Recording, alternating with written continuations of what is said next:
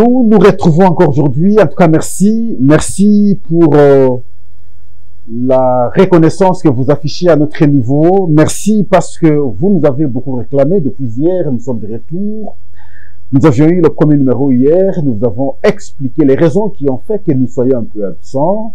Simplement parce qu'il a fallu qu'on se déplace, en tout cas aller palper du doigt la réalité aussi de l'intérieur, particulièrement le cas du débat des sociétés engagées ici par rapport à la reconstruction d'une piste d'atterrissage. Et nous sommes rendus et on était parti, on est revenu. Pendant ce temps, il y a eu absence, ce qui a fait que l'émission ne soit pas présentée pendant une semaine durant.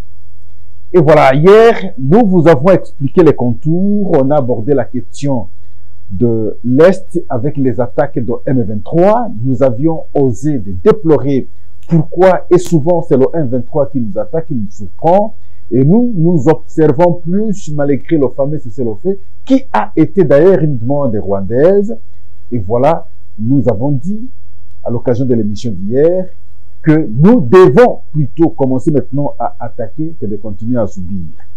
Et heureusement que le village Kalembe, qui en fait a été, en tout cas depuis le dimanche, occupé par le M23, a été récupéré par les FARDC, ensemble avec les Wazalendo. Là, nous sommes dans le territoire de Walikale, et parce que nous avons dit en même temps que l'espace est trop stratégique, sur le plan géographique, il y a possibilité de là atteindre d'autres provinces, la Tchopo, le Sud Kivu, le Maniema, ainsi de suite, et aussi d'autres stratégies, parce qu'il y a une zone minière sur place. Ça, nous vous avons dit hier. Mais aujourd'hui, on va revenir sur cette question un peu pour vous démontrer que jusqu'ici, en tout cas, les FARDC continuent à s'imposer dans cette partie du pays. Mais bien avant, nous allons vous lire la disposition de la Constitution, ainsi la coutume de notre émission. Nous prenons l'article 5 de la Constitution qui dit ceci. La souveraineté nationale appartient au peuple. Tout pouvoir émane du peuple qu'il exerce directement par voie de référendum ou d'élection et indirectement par ses représentants, ça veut dire bien entendu les députés et sénateurs.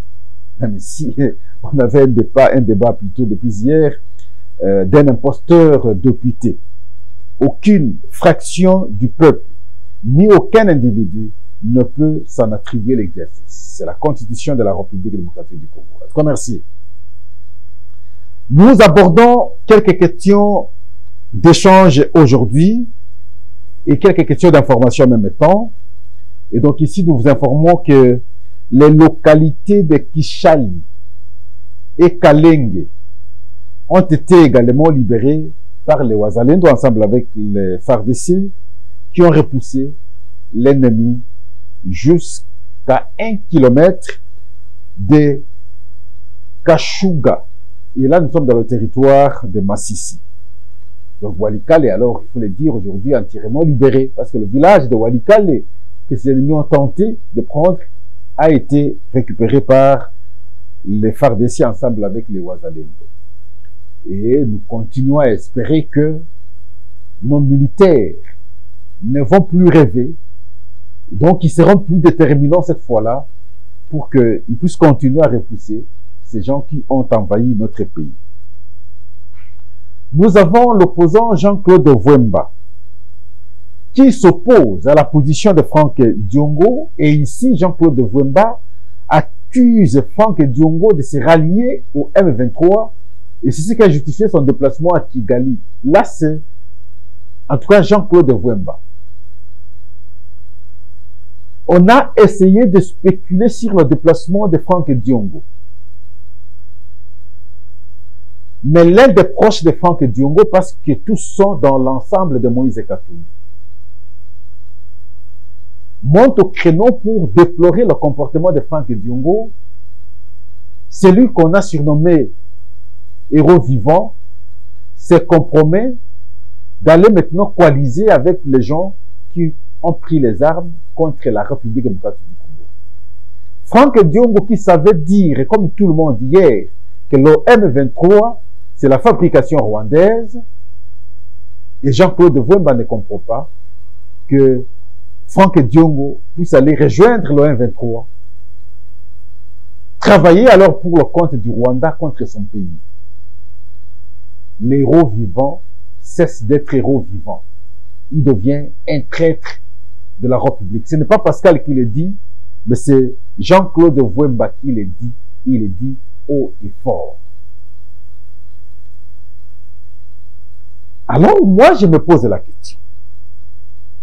Pour le pouvoir, simplement, et un pouvoir démocratique, que tous nous savons que c'est 5 ans et ça passe. Au moins que vous puissiez nous dire que vous voulez avoir un pouvoir et marcher sur la démocratie, c'est imposer comme dictateur et y rester indéfiniment. Mais dans le contexte actuel du monde, il devient un peu difficile. Mais si c'est le pouvoir démocratique, mais 5 ans ne traînent pas. La preuve, nous sommes allés aux élections. Mais une année vient de passer. Ça va si vite qu'il ne faut pas rêver bêtement. Pour vos intérêts personnels, vous acceptez, vous, politiques, aller rejoindre le M23. Aller à Kigali, comploter contre votre propre pays. Et pas autre personne, mais une personnalité comme Franck Diongo. Ça fait mal, mais ainsi le comportement de l'homme politique est congolais. Qu'est-ce qu'on peut encore dire? Merci. Nous avons aussi suivi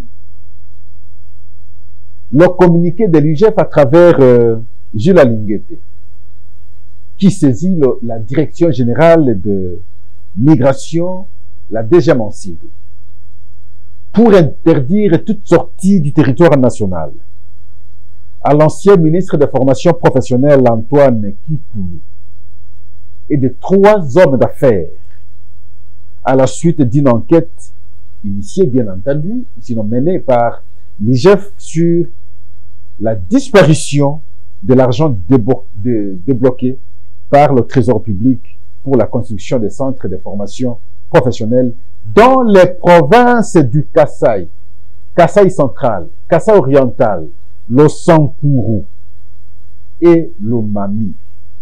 Et sur cette liste, on cite aussi, parmi ces 3 hommes d'affaires, on cite Michel Kabeya, mon frère aîné que je salue. Mon Sankuru est cité. Des détournements pour la construction des centres de formation.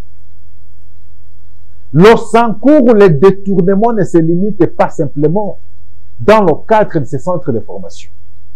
J'en appelle une fois de plus à l'IGF. L'argent qu'on a débloqué pour la construction, sinon la réhabilitation de la route numéro 7, jusqu'ici, ça pose problème. On a pris l'argent, on a trouvé des sociétés qui n'ont pas l'expertise.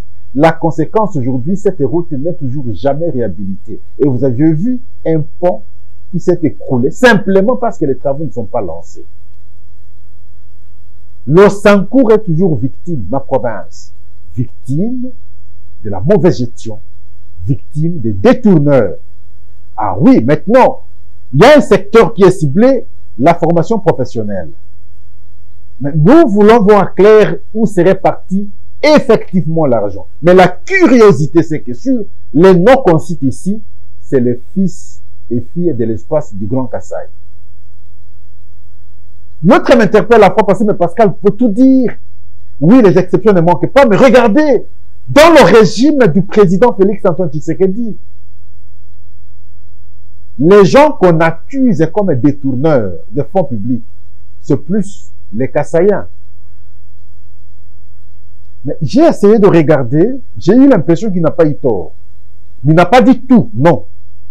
Son tout n'a pas été ultime. Mais il a parlé plutôt de la majorité des gens qu'on accuse. Sont plus de l'espace du Grand Kasaï. Mais vous rendez mauvais service, vous-même. Et pourtant, le président de la République, vers la fin de son mandat, de son premier mandat, il a fait le tour, mais pas vers la fin, au milieu d'ailleurs, il a fait le tour du Grand Kasaï. Question de se rendre compte de l'état de vie, des infrastructures. Parce que cette province a été oubliée pendant longtemps parce que, vous savez, simplement, Étienne Tshisekedi opposant. Opposant de Mobutu, opposant de Kabila père, opposant de Kabila fils, comme pour les punir, sa province a été oubliée, n'était pas suffisamment alignée pour les infrastructures. Et lorsqu'il a sillonné le président Félix-Antoine Tshisekedi, et moi Pascal, je l'avais accompagné, mais ça a été une désolation terrible, parce que les conditions étaient néfastes. Et des initiatives par la suite ont été prises pour qu'on apporte quelque chose pour que les gens sentent, ne fût-ce qu'un petit changement. Et voilà, on prend des initiatives, les mêmes fils de l'espace sont les premiers à pouvoir détourner. C'est parfois difficile à pouvoir comprendre. Et parfois, nous Congolais, pourquoi nous Congolais, nous avons un tel comportement? Oui, Pascal s'adresse à l'IGF.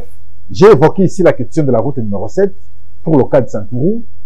Ouvrez l'œil et les bons pour ce cas des centres de formation professionnelle. Ne vous limitez pas à leur interdire de sortir de l'aéroport, du territoire national. Ne vous limitez pas à des dénonciations simplement. Passez aux actes, ne tirez pas les choses à longueur. Sinon, ça va créer d'habitude aux autres. C'est impensable, mais voilà la réalité. Des détourneurs. On n'entend que des détournements. Et ces détournements-là, vous n'allez pas entendre quelqu'un vous parler de 100 000. Non, des millions qui partent comme ça. Et des individus les font à cœur ouvert. C'est pas possible. Alors nous allons suivre l'évolution. Comme si cela ne suffisait pas. Parce que là, on revient sur autre cas que nous avions dénoncé à un certain moment, des détournements des fonds publics. Pascal, je vous expliquais ici, lorsqu'on parlait de lampadaires et de fourrage, j'insistais comme pour dire, pour le cas lampadaire, l'exécution des travaux a été observée pratiquement par tout le monde. La preuve, c'est que on a installé les lampadaires sur les avenues 1 à Sosa, Wileri, Kabambari, Siforko, Bypass, Kassavubu et d'autres. Au moins, la population quinoise a été témoin. On a vu la campagne de dédouanement de ces lampadaires. On a vu également la campagne d'installation de ces lampadaires. Et donc, par rapport à cette question, il est clair de pouvoir affirmer que le respect du contrat a été manifeste. Mais du côté forage, l'obscurité a persisté. Et c'est ce qui a justifié l'interpellation jusqu'à la prison de Makala, de Mike Kassenga et de M. Robota. Et quelques temps après, M. Robota a bénéficié de la liberté provisoire. Mais à ce jour, on vient de fixer le procès public sur les présumés détournements de ces fonds de forage spécifiquement et spécialement. Et c'est fixé pour le 11 novembre 2024. Le procès public sera organisé. Et là, ne sont concernés que Mike Kassenga et M. Robota. D'autres vont plus loin pour s'interroger, mais pourquoi pas l'ancien ministre des Finances, Nicolas Kazadi? Je crois qu'à l'occasion du procès, les noms des gens seront cités, entre autres ici, Nicolas Kazadi. Probablement, il pourra aussi intervenir pour éclairer la lanterne maintenant de la cour et comprendre et permettre à la population de pouvoir comprendre comment s'est géré cet argent. Alors le procès, comme je vous l'ai dit, est fixé au 11 novembre 2024. Ça, c'est le procès en rapport avec les forages et non avec les lampadaires, simplement parce que le contrat lampadaire a semblé suivre son processus normal d'installation, et cela au vu et au su de tout le monde. Alors, Mike Kassenga dit ceci, ou aurait dit ceci, aurait promis de tout dire la vérité. Où se cacherait cette vérité alors depuis longtemps, M. Mike Kassenga? Il va parler, selon lui, la vérité sur le montage financier. Qui aurait fait ce montage financier? À l'occasion du procès, le grand public sera fixé. Mais comprenez qu'on parle de formation, de centres de formation professionnelle, comme nous avons évoqué ici, les détournements, avec la correspondance finalement de l'UGF, qui appelle la DGM de ne pas permettre la sortie du territoire national des gens présumés détourneurs de ces fonds. Qu'on aborde la question des forages, vous allez vous rendre compte de l'irresponsabilité du citoyen congolais. Dans un pays où nous manquons tout, et lorsqu'on prend les initiatives, passées probablement par les privés, pour que les actions du public soient concrètes, soient réalisées, eh bien, c'est nous les Congolais qui sommes les premiers à détourner cet argent qui irait pour le compte de la population et pour le compte du pays. Simplement parce que, comme individu, on voudrait d'abord se retrouver. Même alors, vous pouvez commencer d'abord par réaliser le projet. Les petits soldes vous permettraient de vous retrouver en tant qu'individu. Mais le pire et le mal avec les Congolais, c'est que c'est le tout qu'on prend. On prend le tout avec peut-être idée qu'on ne fera rien parce que dans le passé, on n'a rien fait, ceux qui ont posé de tels actes. Et si moi je le fais aujourd'hui, probablement on ne fera rien aussi. Et on constitue maintenant une culture de détournement et de l'impunité.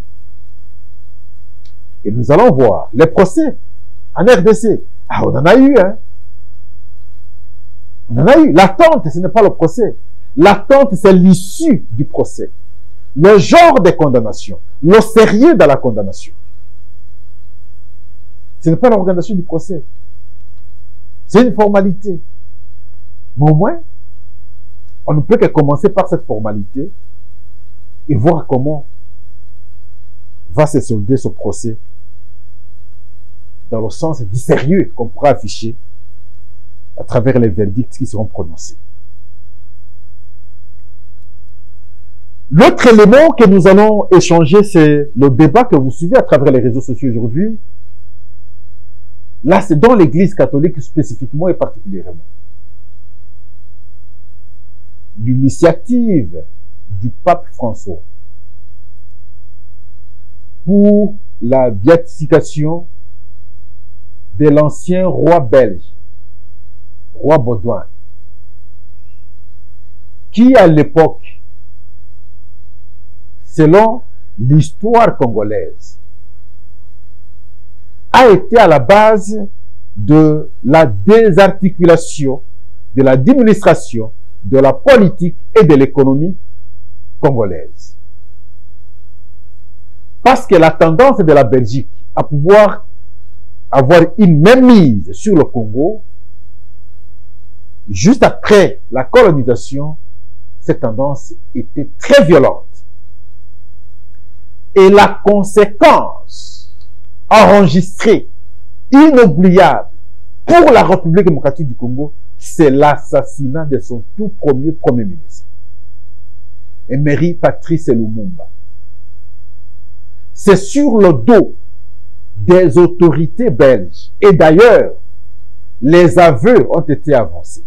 Si on était sérieux, si le procès était correctement organisé, c'est le roi belge qui répondrait parce que c'est lui qui avait le contrôle de la vie politique.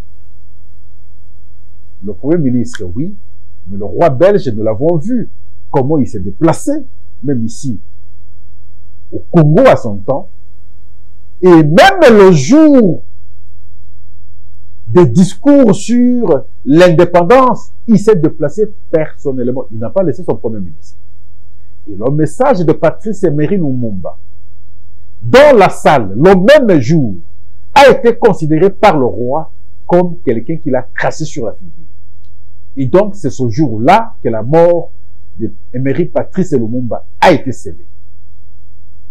Alors maintenant, nous ne savons pas à quel moment il a été un chrétien extraordinaire pour qu'un jour on puisse dire un saint, roi Baudouin. Le béatifié aujourd'hui, c'est comme qui dirait, bon, le Lumumba et le reste,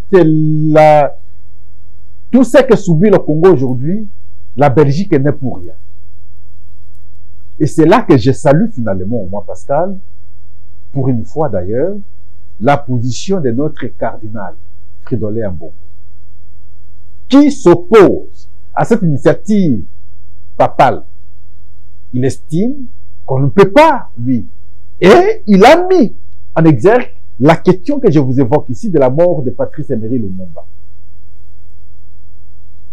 Nous allons voir comment Rome va réagir.